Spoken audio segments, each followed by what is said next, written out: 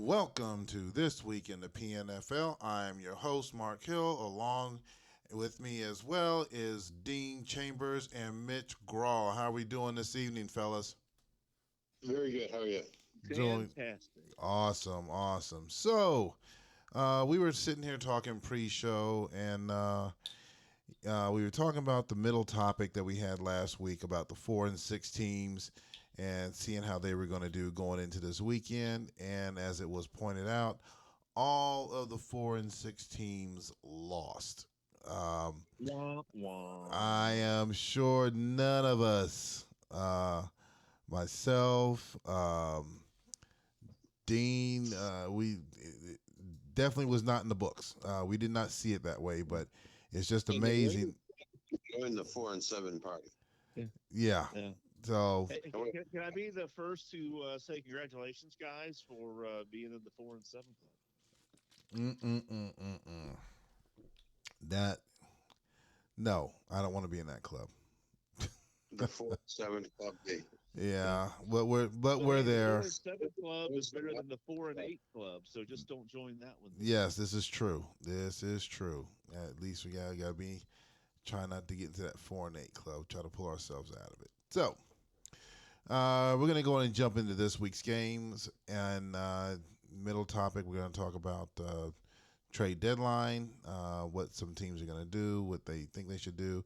Obviously, Mitch and Dean are gonna do the analysis on it, and I'll just sit back, eat popcorn, and watch the show, and then we'll go into our Week 12 games. So, kicking this off, we're going to start off with Indy hosting Jacksonville, and Jacksonville walking away with that loss as Indy takes the game 24-7. Mitch. All right. Well, I said last week that Indianapolis, if they had a chance at the playoffs, this is a game that they had to win. And they did in really good fashion too. 24-7, over Jacksonville.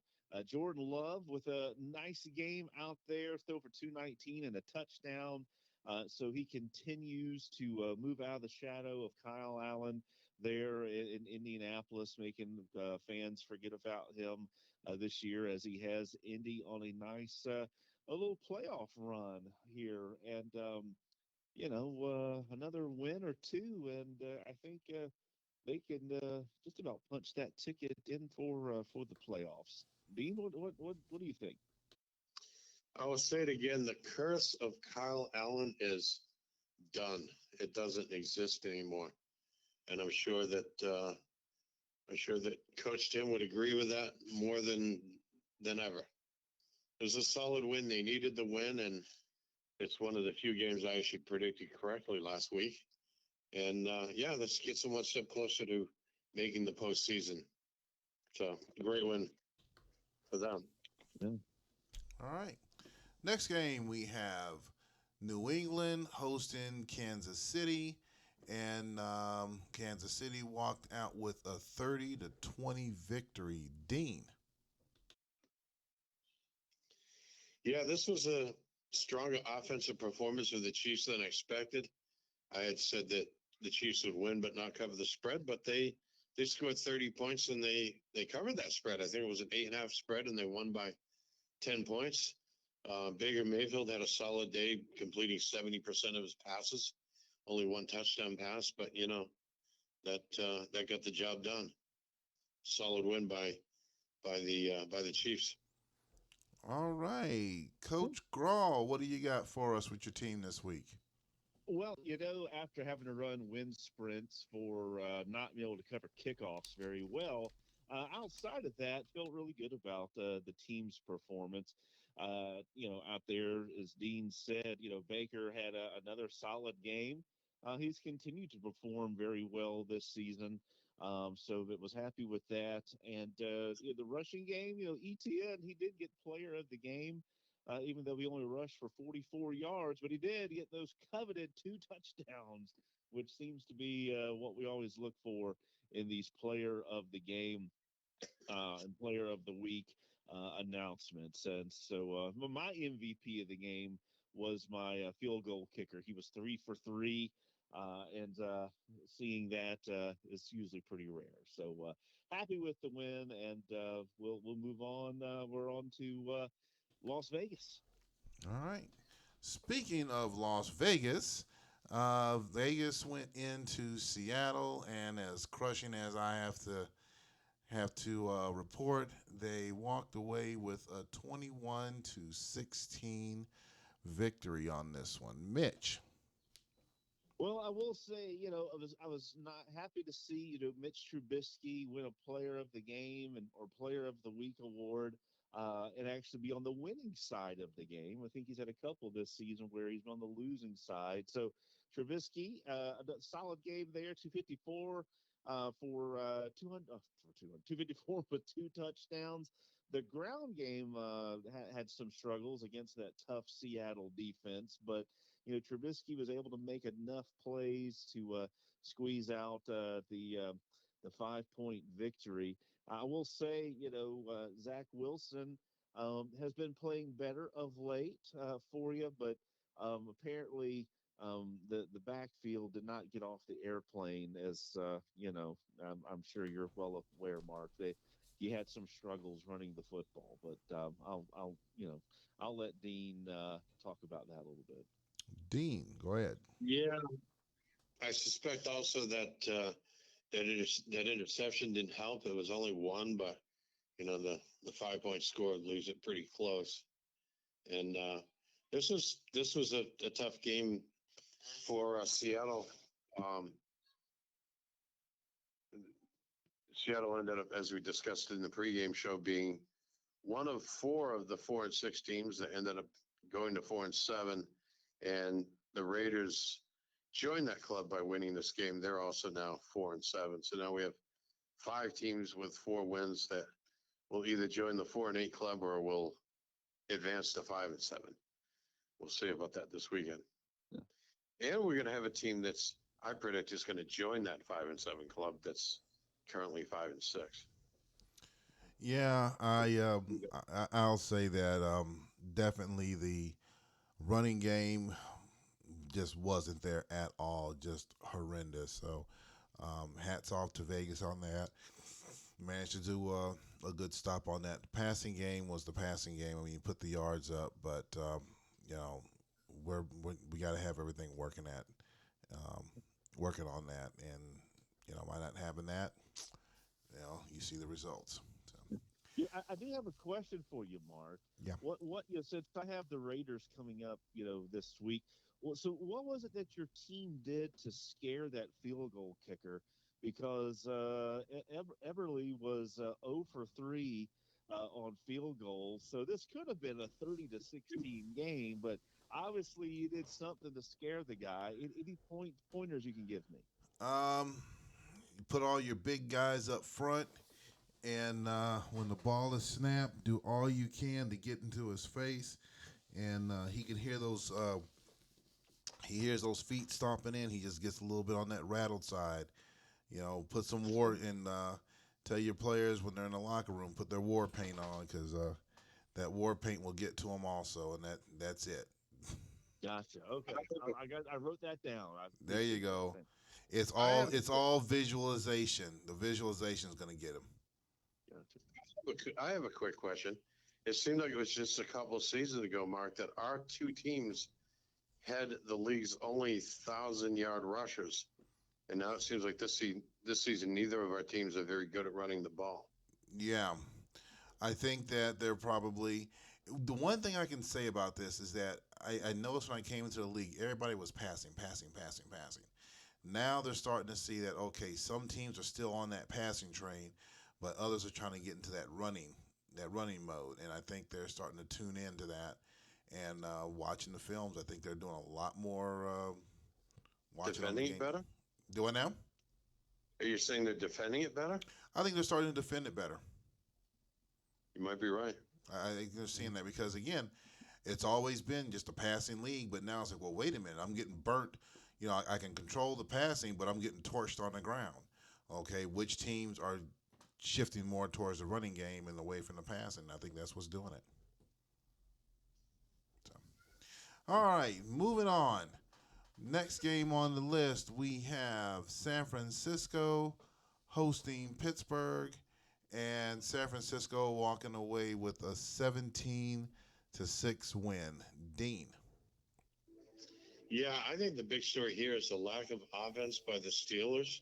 Just 125 yards passing, only completing 50%, and no touchdowns and an interception. And Pittsburgh has some pretty decent rushing yards spread out over five different running backs. So none of their running backs really dominated, but they have five of them run the ball.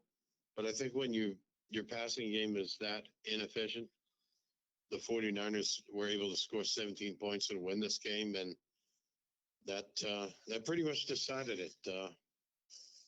That's definitely a case of it's not that bad to give up 17 points on your defense, but 6 points in the form of, I believe, yeah, two field goals. That just doesn't win a game in this league. Yeah, not at all. Mitch, what you got?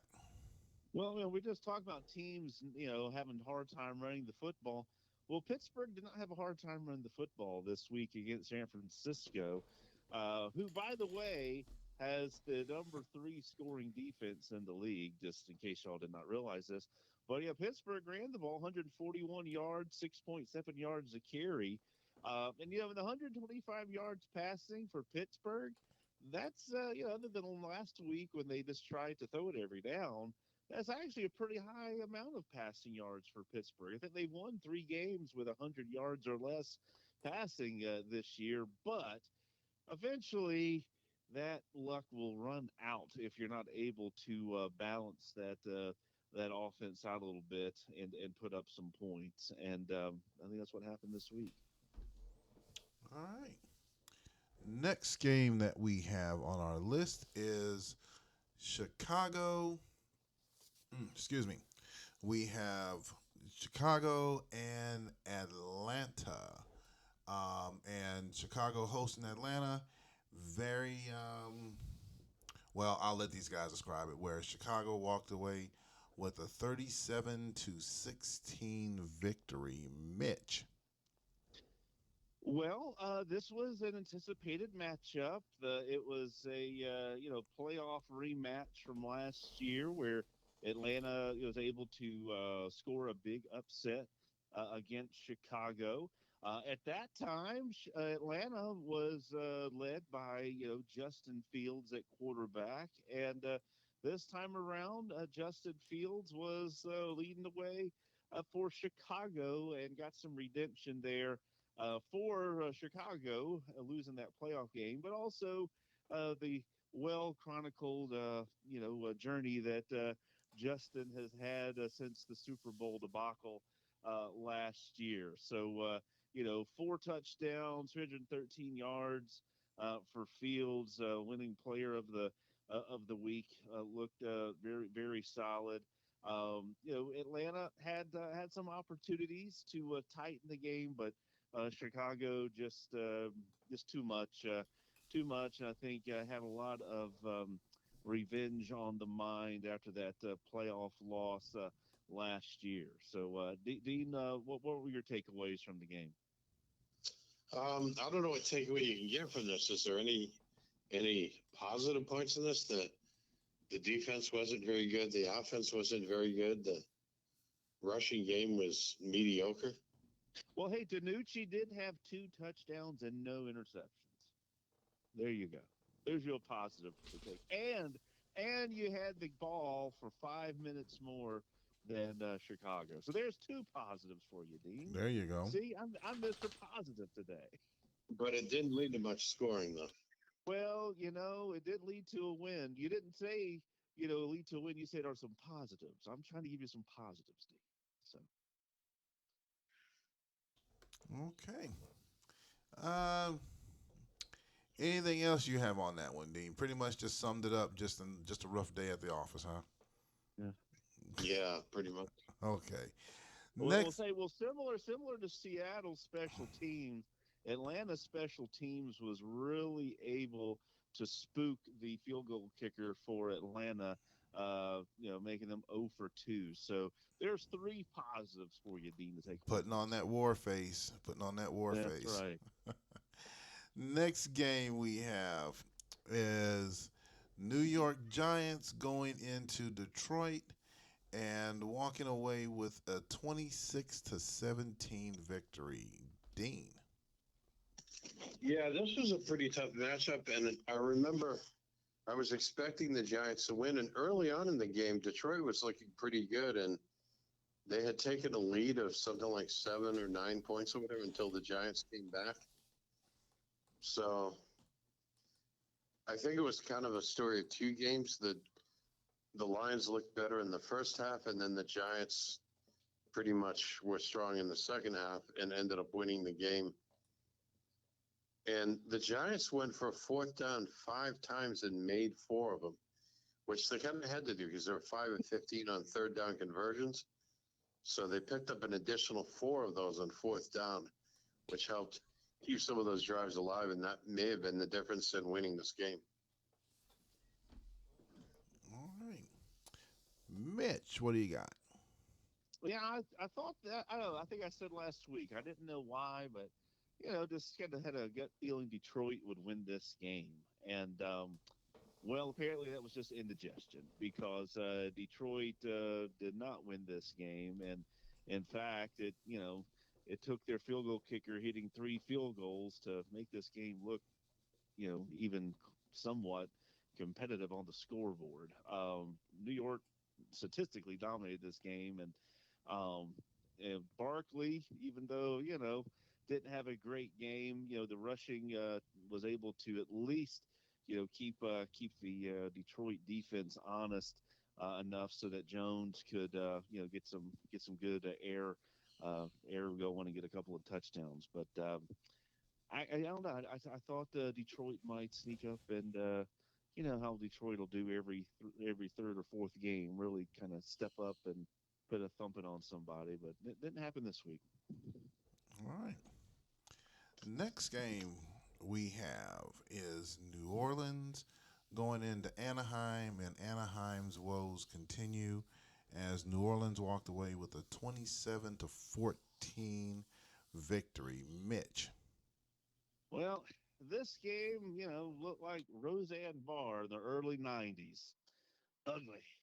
I mean, goodness gracious, 153 yards passing for Dobbs, 219 for Thorson. Um, Not a whole lot going on. You know, they did have a couple of running backs on each team that had solid games out there, but just kind of a grind it kind of game out there. New Orleans did, as expected, win this game, and did put up 27 points, but eh, sometimes this one might have been one of those watching grass grow kind of games. Be honest with you, but Dean, what do you think? We're talking about Roseanne Barr. What's next on this show? We're going to be talking about Kid Rock or something?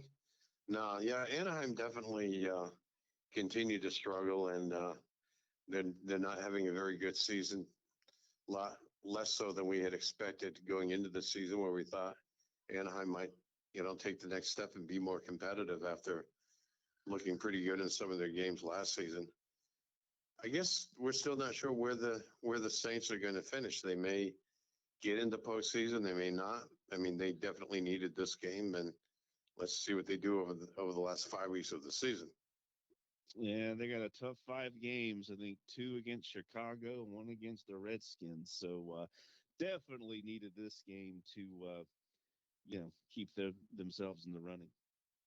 Right. Yep, I agree. So, as we are coming down to our final 2 games, both of them were some pretty good games, entertaining. The first one is LA taking on Minnesota, and they ended up going up north and taking this game 29-26. Dean.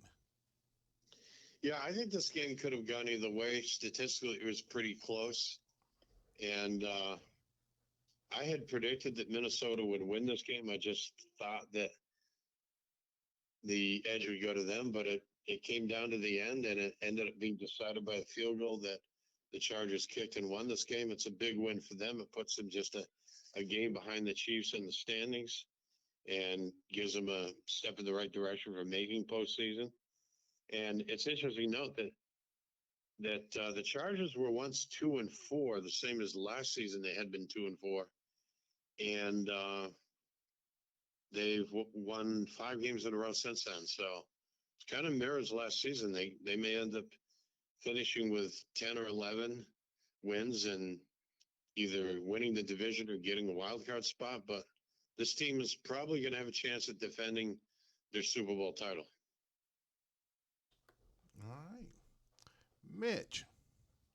Well, King Kaiser does it again, even though he did not get player of the game. That went to the Minnesota quarterback, Lamar Jackson, with his 3 touchdowns on the day. But we were talking a pre-show, right? LA and Minnesota played earlier in the season, and that was a 3-point game.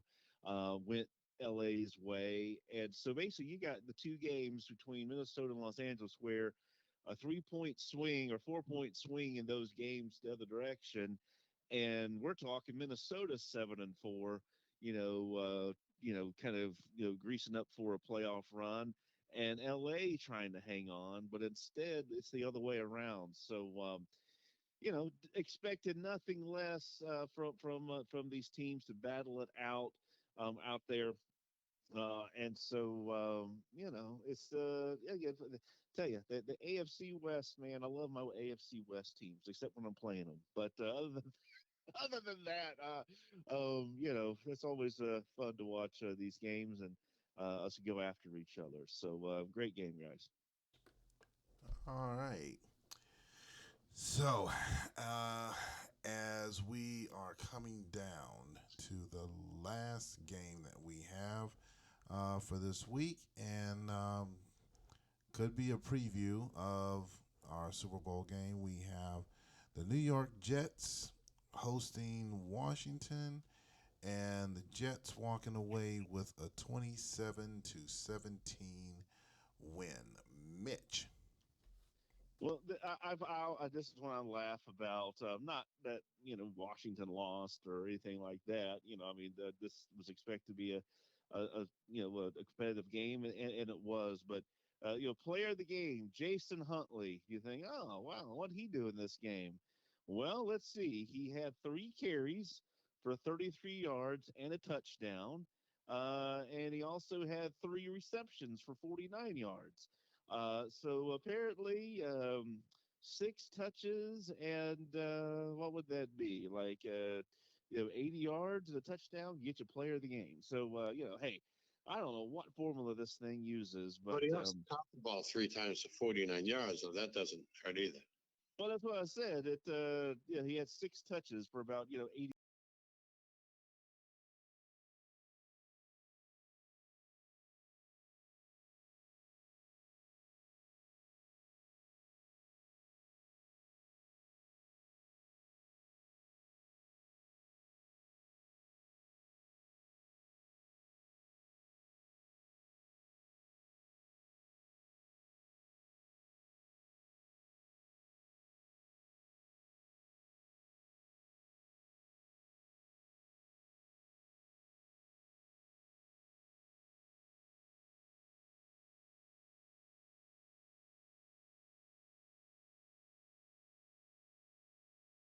Yards combined here. So maybe we should start doing a weekly poll for player of the week or game or something like that on the forum. But anyway, bottom line is, the Jets were able to outlast Washington. Neither team necessarily lit up the offensive side. So and then you would expect both teams' defenses to really stand out. But the Jets keep rolling. They were able to run the football. We were talking earlier about running the football, 186 yards on 6 carries, and yet the leading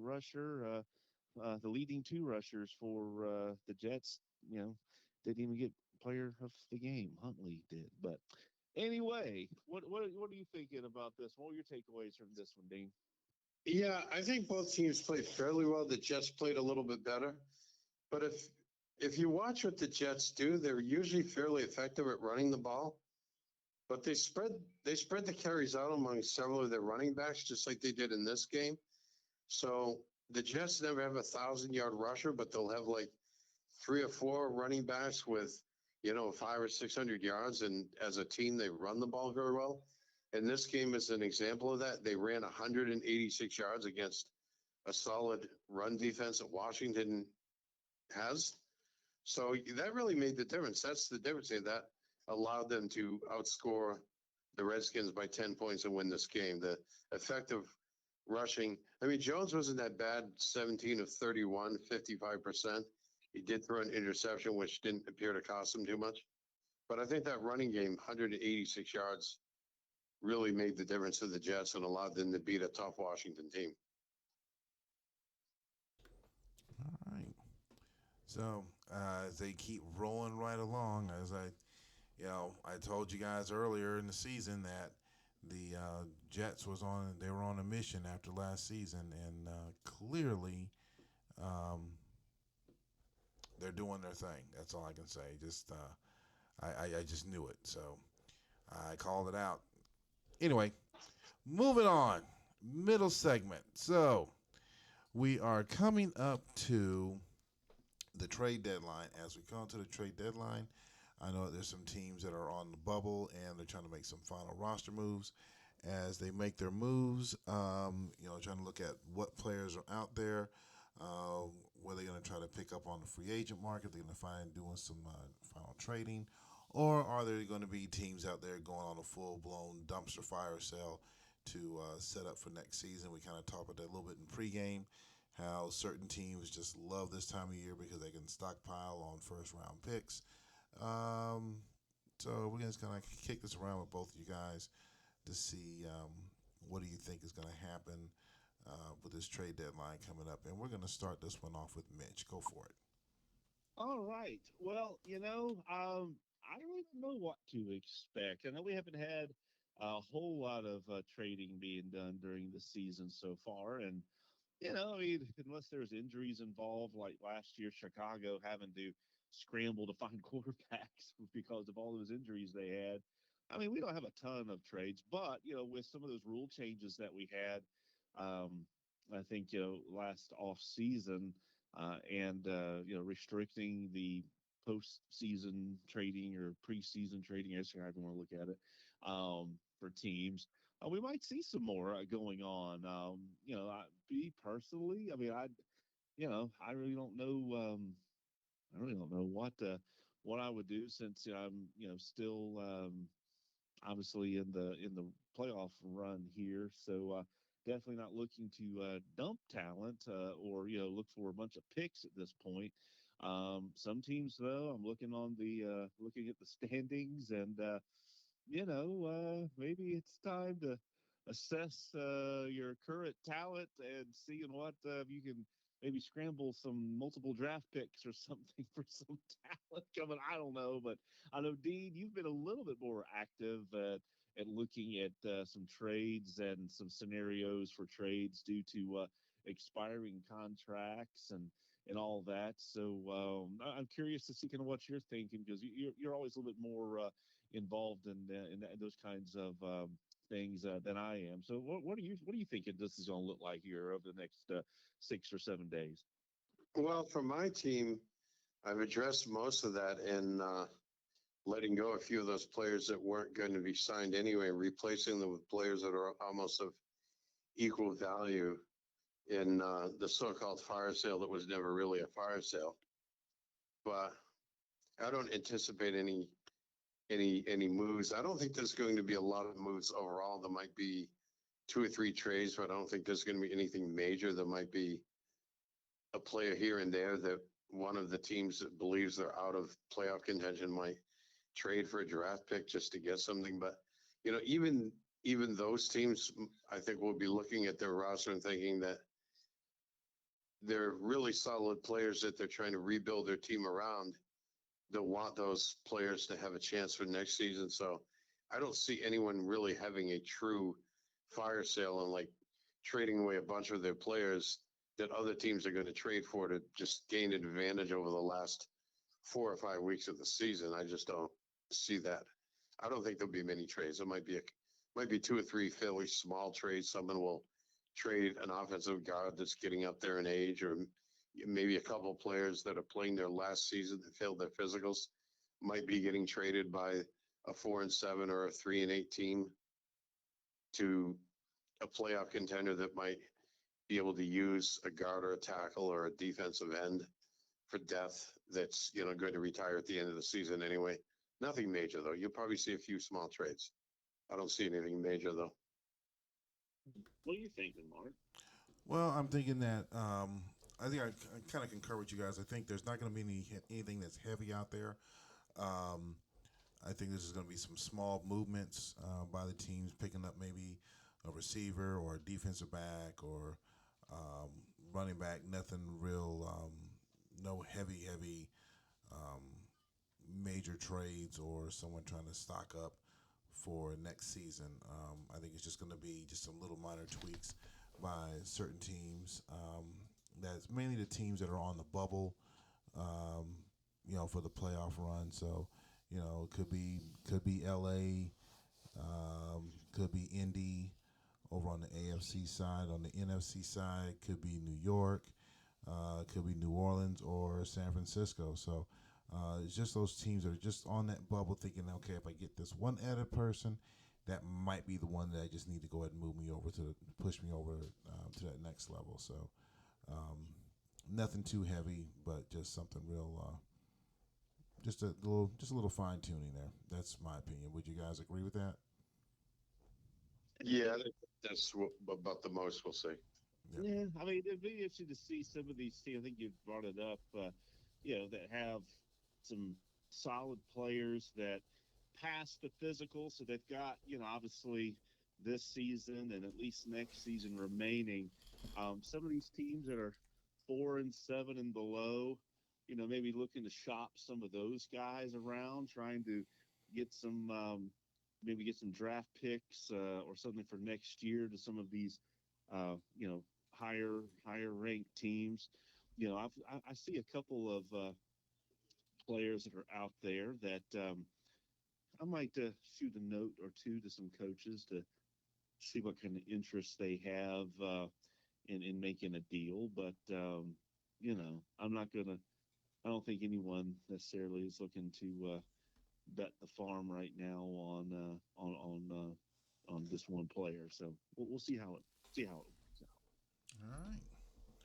All right, so we are wrapping up that segment, and we're going to pivot over to this week's games coming up. We have one pick'em game out there, a couple of games that has a high point spread, a couple of them with a mid, and maybe one more like a mild one. So, excuse me. So we're just going to go ahead and run through those real quick, and we'll call it a day after we wrap that up. So, first game that we have first game that we have on the list here, we're going to start off with Jacksonville hosting the Jets. They are giving the Jets 20 and a half. We are going to start with you, Mitch. I'm taking the Jets all the way, and if if it's anywhere if the Jets even score half of what they scored last time against the Jaguars, they will still cover that spread. So I'm going with the Jets. Dean. Yeah, I have to agree. The Jets are just going to score a lot of points in this game. There's no doubt about it. They will win and cover the spread. All right, I'm picking the Jets. Nothing else needs to be said. Next game we have the Chargers hosting the Patriots. They are giving them 9.5. We're gonna start with you, Dean. Yeah, I picked some teams to win upsets last season, last week, or the favorite teams did not cover the spread. And I got a lot of those picks wrong. while it's tempting to say that the Patriots might keep this close, I think with winning 5 games in a row, the Chargers are on a roll here. They're showing some momentum, and I think I think the Chargers will win and cover the spread in this game. All right, Mitch. At Chargers, yeah, I kind of like with Dean. I think the sales might be starting to the wind start to come out of the New England sales here, and I'm going to go with the Chargers all the way. All right, I'm gonna have to agree with you guys on this one. We're gonna go with LA on this one. Next game we have Minnesota hosting the Colts. A little bit of a mild spread here. They are giving the Vikings the nod at 4.5. Mitch. Well, everybody, this is the biggest game in the AFC this week. You've got Indianapolis 6-5, riding that 2-game winning streak. Got themselves nicely back over 500 in the playoff hunt.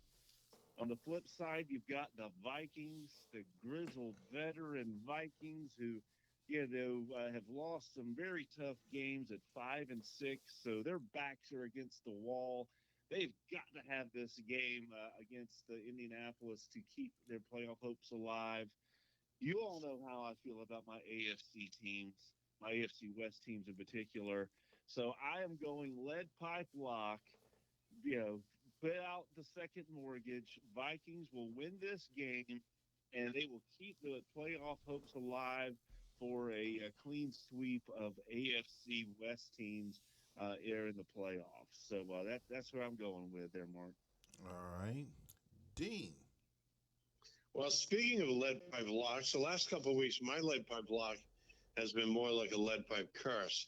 But we look at this game this week, and I think the momentum is with the Colts. I think Indianapolis is going to win this game. It's going to be an upset.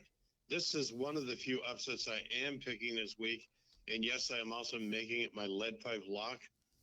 Put your money on Indianapolis this weekend to win this game. Take it to the bank. Lead pipe lock. Colts win. Wow. Okay.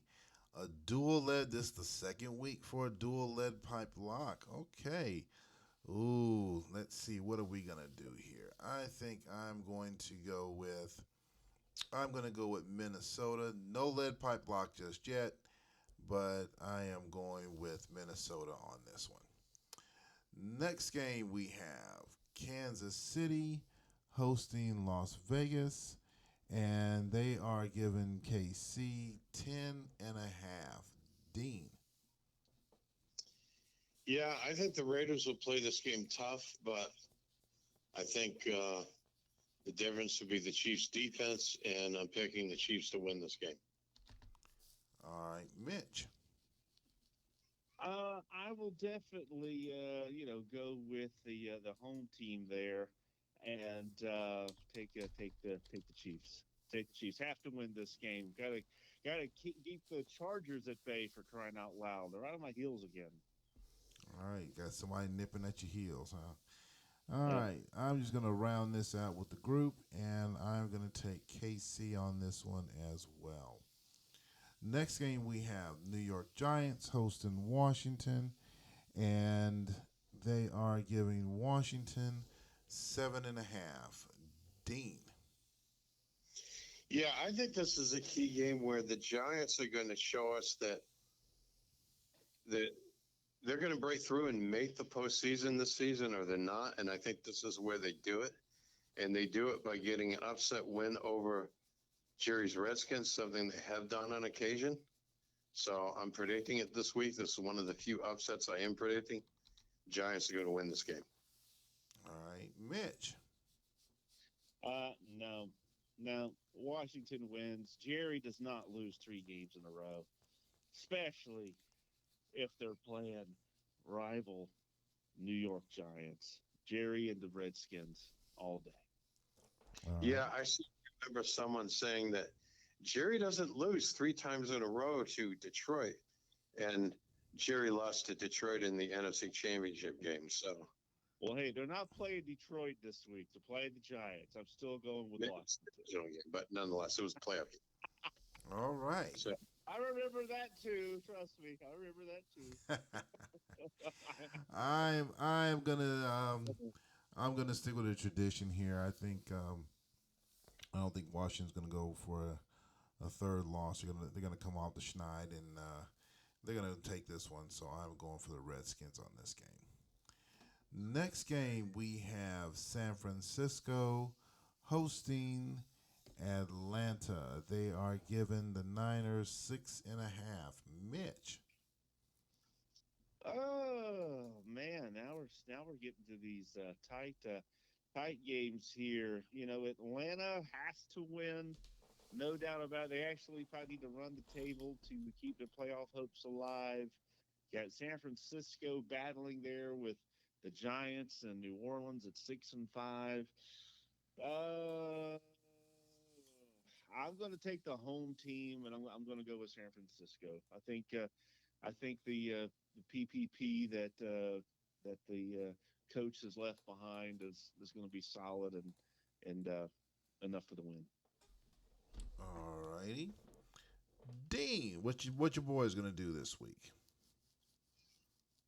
well, that's a good question. Are they going to play defense this week, or are they going to play offense? Are they going to play something? I just think that this is going to be a close game and an upset. And I think the 49ers are going to have a little bit of trouble at home in this game and probably lose by 1 or 2 points. All right. Now I'm gonna throw my little hat in there. I think yes, while it is true that San Francisco is they're in that thick of it, and Atlanta's having to struggle a little bit, especially after losing last week, 3 game losing streak. I think they're going to come off of it this week and turn around because now their backs against the wall. It's a do or die situation. So I am looking for the upset. I think they're going to get some things straightened out, and I'm going for Atlanta. And not only that, go ahead and throw your money on this one because I'm calling for a lead pipe lock on this one. Falcons win, and it's going to be a tighter, tight spread, close game. Maybe 2, maybe 3 points. Maybe a field goal may decide it, but I'm going to ride with Atlanta on this one. So putting that pressure on, get a little extra pressure on him. So next game we have, and this is our only pick 'em this week. We have Seattle hosting the Lions, and this one here is basically a toss up. Um, Dean, go ahead and kick us off. Yeah, I know that Detroit can be kind of unpredictable at times, but I think in this game, I think the Seahawks are going to play some pretty good defense against the Lions, and I think Seattle is going to play some pretty balanced offense with some decent rushing and some decent passing, and maybe just simply manage to cut down on mistakes and misplays, and I think Seattle will come out ahead. I don't know, maybe a field goal, maybe a touchdown or something in between, but I'm picking the home team to win this game. All right, Mitch. Yeah, I'm going to go with Detroit. I'm going to go with Detroit. I don't know. They're due for one of their crazy sneak up and kick somebody in the rear end games. So maybe this. I thought it was last week, so maybe I was just getting a week early. So I'm going to go with Detroit this week. Or maybe it'll be next week. Maybe you're still a week early. You know who? Yeah, it could just be indigestion again. Yeah, I think you're a week early. So, You might uh, want to look yeah. into the tick Well, funds. for me, I think we're gonna get some things straightened out here. Hope make sure the defense does their job. Um, try to keep that ball going through the air, but definitely find out what that problem is on that running side and try to correct some of that because you definitely need to be a well-rounded team in all areas in this league. So obviously, I'm going for my Hawks this week to take this one. Go Hawks.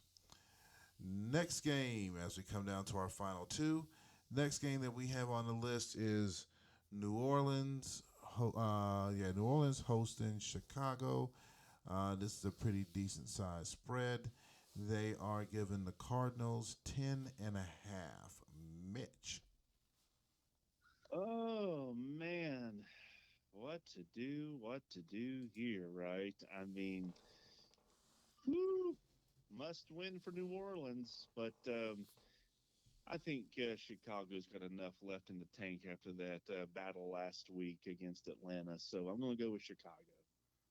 All right. Mitch, what do you got? Dean, what do you got? I just said I'm taking Chicago. I just said Dean. Okay. Yeah, I think they have plenty of gas left in the tank, and I think Justin puts Sam Darnold back into a spot as a starting quarterback. They did the Justin Fields thing last week against my team, but they're going back to reality and going back to Mm-hmm. being sensible, and they're going to cover the spread and win. I see the Cardinals winning by probably at least a couple touchdowns. The Saints are good, but Chicago is just that much better. Yeah, I have to agree with both of you guys. I'm looking at Chicago to take this as well. I'm kind of I I'm hedging on that spread, but I'm more inclined to lean more towards that spread than against it. So I'm going for the Cardinals with the spread on this one. Last game that we have for week 12, we have Pittsburgh hosting Anaheim. They are giving Pittsburgh 7.5. Dean. Yeah, this is rare that we see the Pittsburgh actually favored and favored by a spread that large, but I think it's warranted. I think it's justified given how Anaheim has played this season, and I think the Steelers will play tough defense and going against the Rams. I think they'll play some pretty good offense as well, and they're going to win and cover the spread. Okay. Mitch. Well, Pittsburgh usually does not score, but then they score more than Anaheim typically. So I'm going to go with Pittsburgh. All right. I have to concur. I'm going to go ahead and go with you guys and go with Pittsburgh on this one over Anaheim. Now, as I go back and I look at all these games for this week, I see that from Rich all the way down, I'm looking at, let's see, we all agreed on the New York Jacksonville game. We all agreed on New England and Atlanta game. Um, what else we have? We all agreed on Las Vegas and Kansas. Um, we all agreed on Chicago, New Orleans, and Anaheim and Pitt. So you're talking 1, 2, 3, 4, 5 out of the 9 games that we have. We're all in concurrence. So I think if I go back and look in the records, that's the first time we've had that number that high where we were all in agreement on those games, and the rest of them we just all just kind of split on that. So. Well, later in the season, teams are a little bit more predictable. So I could see us having more concurrence. Yeah, I definitely agree. And we didn't have the breakdown from the lead pipe lock last week. Again, I was on the road, so I didn't have all the bells and whistles with me. And as of this recording, the graphic wasn't up. So if you guys look now, you'll see where the graphics is up. As I'm gonna finish working on this as soon as we wrap up here, but you guys will see it on your screen right now. So obviously we can't see it yet because I don't have it up yet, but it will be back on the show next week in this earlier phase, so we can see exactly where we're at with our breakdown. So as we come to wrap this show up, there's some good games out there. You guys get your PPPs in early so we can try to get running through those games. I know Mitch uses that as a stickler because he doesn't want to be up till late in the night looking at all the game results. So as we come to wrap this up, Dean, let's switch over to you. Any final comments you have before we end the show? No, I think we just have a number of teams that are still in contention and some that are barely in contention. So we'll be looking forward to some really good games this weekend, as always. All right, Mitch, Any final words of wisdom, little pearls of wisdom that you have before you take us home? Well, I will say that Indianapolis, Minnesota will be must see TV this week. So everyone, get your popcorn and keep hitting refresh for Rich to send that game out because I think that's going to be a good one. But beyond that, only one thing left to do. Let's get it.